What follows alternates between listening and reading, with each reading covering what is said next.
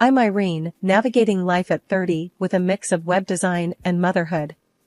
Our family nucleus was simple: me, my husband Mike, and our 2-year-old sunshine, Danny.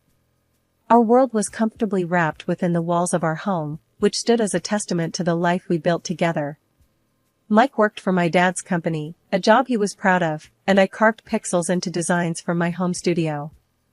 Our routine was pleasantly mundane until one evening at my parents' house, where family dinners were more than just meals. They were gatherings punctuated by discussions, laughter, and, sometimes, life-changing announcements. "So, I've been thinking," my dad began, his voice commanding the room's attention. He was a self-made man, a pillar of wisdom in business suits. "We're expanding the company. There's a new branch opening in the neighboring city, and I want Mike to take the lead on this." Mike, who had always admired my dad, perked up immediately. His eyes gleamed with a mix of excitement and determination. "Mr. Thompson, that's a fantastic opportunity. I'm all in." I felt a surge of pride and excitement. "That's wonderful news. We should all move there for the project duration." "It's just a few months, and it'll be like a little adventure," I said, already envisioning our temporary life in a new city. Unexpectedly, Mike hesitated, casting a glance that didn't quite reach his usual confidence. "Actually, Irene, it might be better if you and Danny stay here. Moving could be a hassle for the little guy." His words hit me unexpectedly, like a cold splash of reality in our warm, cozy life. "But Mike, I thought we were in this together. And it's not like we have to uproot our lives. I can work from anywhere, and it would be a nice change for Danny." My dad nodded in agreement, his voice echoing my thoughts. "Mike, Irene has a point. The family should stick together in such times. And Irene's job gives her that flexibility." Mike seemed to be caught off guard, a nervous chuckle escaping him. "I was just joking. Of course, you both should come along." But that joke didn't sit right with me. It lingered in the air, an uninvited guest at our family dinner. The evening progressed with Dad and Mike diving into the logistics of the new business venture, but my mind was stuck on Mike's initial reaction. Why the hesitation? Why the reluctance? Later that night, after tucking Danny into bed, I found myself sitting across from Mike in our living room. The house was quiet, a stark contrast to the turmoil in my mind. "Mike, about dinner tonight," I started, my voice a blend of confusion and concern. "You really caught me off guard, suggesting that Danny and I shouldn't join you. Is there something on your mind?" He looked up from his phone, meeting my gaze for the first time since we sat down. "Irene, I didn't mean to upset you. It's just that setting up a new branch will be demanding. I thought it'd be easier for you to stay put, avoid the stress of moving." I leaned forward, searching his face for the familiar comfort. "But we've always faced challenges together. That's what we do. Why would this time be any different?" Mike sighed, putting his phone down. He leaned back, running a hand through his hair. "You're right, we do. And we will. I guess I was just overthinking it. It was a silly thought, nothing more." His words were meant to reassure, but they hung heavy in the room, a reminder that something in our equation had shifted, however slightly. Life has a funny way of throwing curveballs just when you think you've got it all figured out. Our little family was on the brink of a new adventure, or so I thought, until Danny, our 2-year-old bundle of joy, decided to rewrite our plans. It started with a mild fever, nothing too alarming at first, but it quickly escalated. I remember holding Danny in my arms, feeling his little body burning up as I dialed our family doctor. "Dr. Jacobs, Danny's fever isn't coming down." "I'm really worried," I said, trying to keep the panic out of my voice. After a thorough checkup, Dr. Jacobs' expression was serious. "Irene, I'm afraid it's more than just a common cold. Danny needs rest and cannot travel for a while. Moving to a new city is out of the question right now." The news hit me like a ton of bricks. I called Mike that evening, the weight of uncertainty heavy in my voice. "Mike, Danny's sick. The doctor advised against traveling. We can't join you for now. On the other end, there was a pause before Mike responded. His voice was calm, almost too calm. Oh, is it serious? Well, that's okay, Irene. He needs to get better. We can manage. Something about his response didn't sit right with me. There was an undertone of relief, perhaps even contentment, that Danny and I wouldn't be joining him. It gnawed at me, that unsettling feeling of doubt. The weeks that followed were tough. Danny's illness turned out to be a stubborn infection that took its time healing. My days and nights merged into a blur of caregiving, leaving little room for anything else. Mike's calls became infrequent, and when he did call, his words felt rehearsed, lacking the warmth I was used to. Everything's okay here, Irene. Just busy with work. How's Danny? I'd update him, hoping for more engagement, but the conversations were brief and perfunctory. He's getting better, slowly. We miss you, Mike. Yeah, I miss you guys too, he'd reply, but it sounded hollow, as if he was saying it out of obligation rather than feeling. The distance was growing, not just in miles, but in our connection. It felt like Mike was slipping away, retreating into a world I wasn't part of. One evening, after a particularly short and unsatisfying call with Mike, I sat in the living room long after Danny had fallen asleep. The silence of the house echoed my thoughts. Was this what our life was going to be now?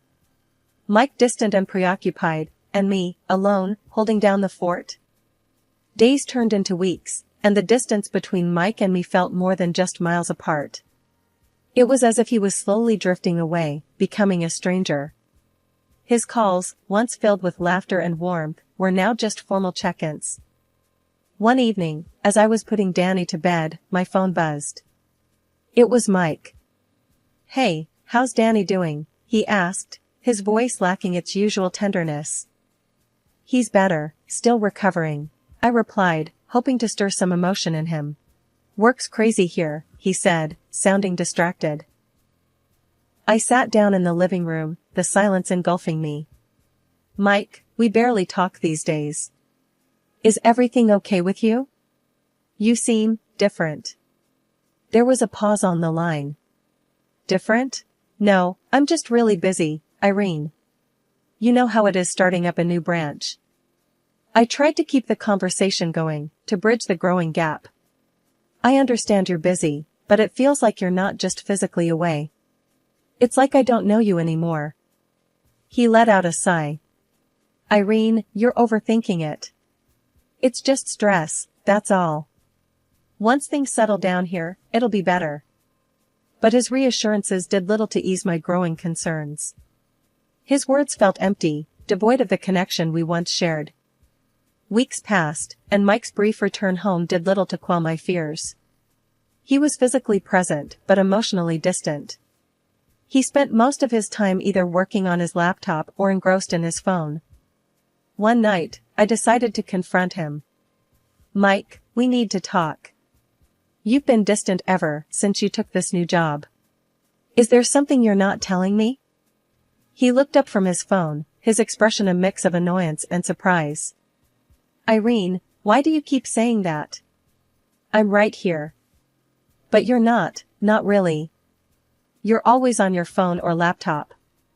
It's like you're here, but your mind is somewhere else, I said, my voice tinged with frustration.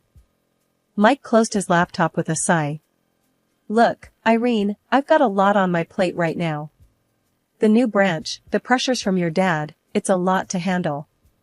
I'm just trying to do my best. I nodded, trying to understand. I get that, Mike, but we're a team, remember? If there's something bothering you, you can talk to me. He shook his head, a half-smile on his face. There's nothing to talk about, Irene. I'm just busy, that's all. You're making a big deal out of nothing. But it didn't feel like nothing. It felt like a chasm was forming between us, one that I couldn't bridge, no matter how hard I tried. The day started routinely enough, with the familiar hum of my computer and the soft breathing of Danny during his nap. I was deep in thought, maneuvering through the complexities of a web design project, when a knock at the door jolted me back to reality. Opening it, I found myself face to face with a stranger, his eyes weary yet determined. "Can I help you?" I asked, curiosity mingling with a hint of apprehension. "Yes, you're Irene, Mike's wife, right?" "I'm David." His voice was steady but carried an undercurrent of nervousness. I nodded, still unsure where this was going. "That's me." "What is this about?" David took a deep breath, as if bracing himself. "I believe your husband, Mike, is having an affair with my wife." His words hit me like a ton of bricks. "That's impossible," I stammered, disbelief clouding my thoughts. "Mike wouldn't do that. There's got to be some mistake." "I thought the same at first," David admitted, reaching into his pocket. "But then I found this." He handed me his phone, his hand shaking slightly. The photos displayed on the screen were heart-wrenching. There was Mike, undeniably him, in a series of intimate moments with a woman I didn't recognize. They were laughing, embracing, their closeness leaving no room for doubt. I felt my world spin as I handed back the phone. "Why are you showing me this?" My voice cracked, barely a whisper under the weight of my crumbling reality. David's gaze was sympathetic yet firm. "Because you deserve to know the truth. And I think we should do something about it." A mixture of emotions surged through me, anger, betrayal, and an overwhelming sense of loss. "What do you mean, do something about it?" He leaned against the door frame, his posture suggesting a man who had nothing left to lose. "I have a plan. A way to confront them, to bring this out into the open. I can't just let this go, and I don't think you should either." My mind raced. Part of me wanted to shut the door and pretend this never happened, but another, stronger part knew I couldn't live with the uncertainty. "What kind of plan?" "We need more evidence, something undeniable." "I propose we catch them together, in the act," David explained, his voice laced with a mix of pain and resolve. The idea was daunting, yet it resonated with the part of me that craved closure. "How would we do that?" "I know where and when they meet. If you're willing, we can confront them, together," he proposed, his eyes searching mine for a decision. The thought of facing Mike in such a scenario was terrifying, yet the need for the truth, for some semblance of control in the chaos, was overpowering. "Okay, I'm in. I need to know the truth, no matter how painful it might be." As David left, I closed the door and leaned against it, feeling the weight of the decision I had just made. The path ahead was fraught with pain and uncertainty, but I knew there was no turning back. The truth was out there, and I had to face it, for my sake and for Danny's. The reality of what David and I were about to do hit me as we sat in the dimly lit apartment next door to Mike's. We were there to unveil the truth, using the thin walls to our advantage. The apartment, ironically provided by my father's company for Mike, was now the stage for uncovering his betrayal. David was setting up a small recording device, his hands steady but his eyes betraying a storm of emotions. "Can't believe it's come to this," he muttered, more to himself than to me. I nodded, feeling a knot of anxiety in my stomach. "Neither can I. But we need to know, right?" As we waited, the silence between us was heavy, filled with unspoken fears and questions. Then, the sound of a door opening next door broke the stillness. My heart skipped a beat, and I saw David tense up. "That's them," he said, his voice barely a whisper. We moved closer to the wall, straining to hear. The voices were muffled at first, but then clearer. It was Mike, his laughter unmistakable, mingling with a woman's voice, his mistress. I clenched my fists, fighting back a surge of emotions. The intimacy in their voices was like a knife twisting in my heart. "Are you getting this?" David asked, his voice tight with anger. I nodded, holding the recorder close to the wall. "Yes, it's all being recorded." The sounds from the other side of the wall continued, laughter, conversation, and then unmistakably more intimate noises. It was excruciating to sit there, hearing Mike betray our family so blatantly. But amid the heartache, there was a growing sense of resolve. We were gathering the evidence we needed, undeniable proof of their betrayal. After what felt like an eternity, the noises ceased, and a heavy silence fell over our makeshift surveillance spot. David and I exchanged a look, a mix of sorrow and determination in our eyes. "We have what we need," I said, my voice steady despite the turmoil inside. "Now we confront them." David nodded, his jaw set. "Let's do it now. No point waiting." As we stood up, I felt a strange sense of empowerment mixed with dread. The life I had known with Mike was over, and confronting him was the first step into a new, uncertain future. "We need to catch them off guard," David said as we moved toward the door. I agreed, clutching the recorder like a lifeline. "Let's go. It's time they faced the consequences." Stepping out of the apartment, the weight of the moment settled on my shoulders. We were about to face the people who had turned our lives upside down. The confrontation would be painful, but necessary. David and I stood in the dimly lit corridor outside Mike's apartment, our hearts racing with a mix of anxiety and determination. The plan was simple, but bold. David would pretend to be a courier, a ruse to ensure Mike would open the door. David knocked firmly, announcing loudly enough to be heard through the door, "Delivery." We heard footsteps approaching from inside. The door swung open, and there stood Mike, his face transitioning from annoyance to shock as his eyes landed on me. "Irene? What the hell are you doing here?" I took a deep breath, my voice surprisingly steady despite the turmoil inside. "We need to talk, Mike." "Can I come in?" Behind Mike, the mistress, a young woman with a startled expression, stood frozen. Reluctantly, Mike stepped aside, allowing us entry. The room felt tense, charged with unspoken accusations and fear. Without mincing words, David confronted Mike. "We know about the affair, Mike. You can drop the act." Mike's reaction was a mix of defensiveness and scorn. This is nothing. She seduced me. I was just caught up." His mistress, now visibly shaken, retorted, "What? No, you were as much in this as I was." Ignoring her, Mike turned to me, trying to downplay the situation. "Irene, listen, this isn't what it looks like." I couldn't hold back any longer. "Not what it looks like?" "I heard everything, Mike. We have recordings." Mike glanced at the recording device in David's hand, his face turning pale. "Recordings? Irene, you've got to understand." "There's nothing to understand," I cut him off, my voice rising in anger. "You betrayed our family, Mike. You betrayed me and Danny." He started to say something but stopped, realizing the gravity of his situation.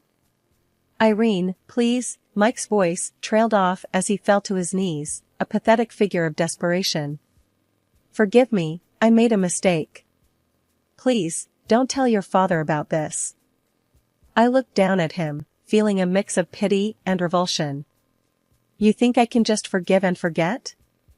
I'm going to demand compensation for this betrayal. And yes, I will tell my father. He deserves to know the kind of man you really are." Mike's face crumpled in despair, but there was no going back. The trust we had was shattered, beyond repair. David, who had been quietly observing, finally spoke up. "You're going to pay for this, Mike. Both of you." The mistress, now crying, looked completely overwhelmed. "I didn't mean for it to go this far." As we left the apartment, leaving Mike and his mistress to their own messy reality, I felt a strange sense of closure. It was painful and heart-wrenching, but necessary. The confrontation was over, and with it, a chapter of my life had ended. Stepping out into the brisk evening air, the weight of what had just transpired in Mike's apartment hung heavily over me. David and I walked in silence to a nearby park bench. The noise of the city around us felt distant, muffled by the shock and turmoil churning inside. David was the first to break the silence. "I'm sorry you had to find out this way, Irene. But at least now you know the truth. I nodded, feeling numb. Yes, the truth. I paused, gathering my thoughts. What are you going to do now? He looked down, his hands clenched tightly. I need to think. There's a lot to process. But one thing is clear, I can't stay with her after this. I understand, I said softly. The reality of my own situation was beginning to sink in. I need to start planning for a life without Mike. For Danny's sake. David looked at me, empathy in his eyes. If you need anything, any help, just let me know. I managed a weak smile. Thank you, David. I appreciate it. We sat there for a while longer, lost in our own thoughts, before parting ways. As I walked back to my parents' house, where Danny was staying, the magnitude of the situation hit me. My marriage was over, and the life I had known was shattered. When I arrived, my parents immediately sensed something was wrong. Irene, what happened? You look upset, my mom asked, concern etched on her face. I sighed, not sure where to begin. Mom, Dad, I found out Mike has been having an affair. The room went silent. My dad's expression hardened. Are you sure? I nodded, feeling a lump in my throat. Yes, I'm sure. I heard them, and I have recordings. My mom reached out, taking my hand. Oh, Irene, I'm so sorry. What are you going to do? I'm going to file for divorce, I said, the words tasting bitter in my mouth. I can't be with him after this. It's over. My dad, always the protector, spoke up. He won't get away with this. I'll make sure of that. And you and Danny will always have a home here. I felt tears welling up in my eyes, grateful for their support. Thank you. I don't know what I'd do without you both. The final chapter of my marriage to Mike was written in a lawyer's office, amidst a sea of paperwork and legal jargon. The divorce process was grueling, but necessary. I fought hard, with my lawyer by my side, to ensure that Danny and I would have the financial security we needed. The court granted me alimony and compensation for Mike's betrayal, a small solace in the wake of our shattered life. Meanwhile, David, the man who had been thrust into my life by our shared misfortune, also finalized his divorce. His wife, once living a life of luxury, now faced a starkly different reality. She had to trade her affluent lifestyle for a job as a saleswoman in a retail store, a harsh consequence of her actions. As for Mike, the repercussions of his infidelity were far-reaching. My father, once a mentor and supporter, was ruthless in his response. He not only fired Mike from the company, but also made it clear that he would use his influence to prevent Mike from securing a position in any reputable firm. The man who once had a promising career now juggled two menial jobs, struggling to make ends meet. Life after the divorce was a journey of healing and rediscovery for me. I focused on raising Danny, ensuring that the upheaval in our lives didn't dim his bright, innocent spirit. Watching him grow, laugh, and explore the world was a balm to my bruised heart. My work as a web designer provided not just a financial lifeline, but also a welcome distraction. I threw myself into my projects, finding joy and fulfillment in creating and designing. It was a reminder that despite the chaos, I still had control over some aspects of my life. My parents were my rock during this time. They provided unwavering support, offering a safe haven for Danny and me. You're stronger than you realize, Irene, my dad would often say. And as time passed, I began to believe him. In the quiet moments, often after I had put Danny to bed, I would reflect on the tumultuous journey. The pain of betrayal still lingered, but it was slowly being replaced by a newfound strength and independence. I had navigated through the darkest of times and emerged on the other side, not unscathed, but certainly stronger. As I closed the chapter on a painful part of my life, I opened a new one, filled with possibilities and the promise of a fresh start. My journey was not over, it was merely taking a new path, one that I was ready to travel with hope and determination.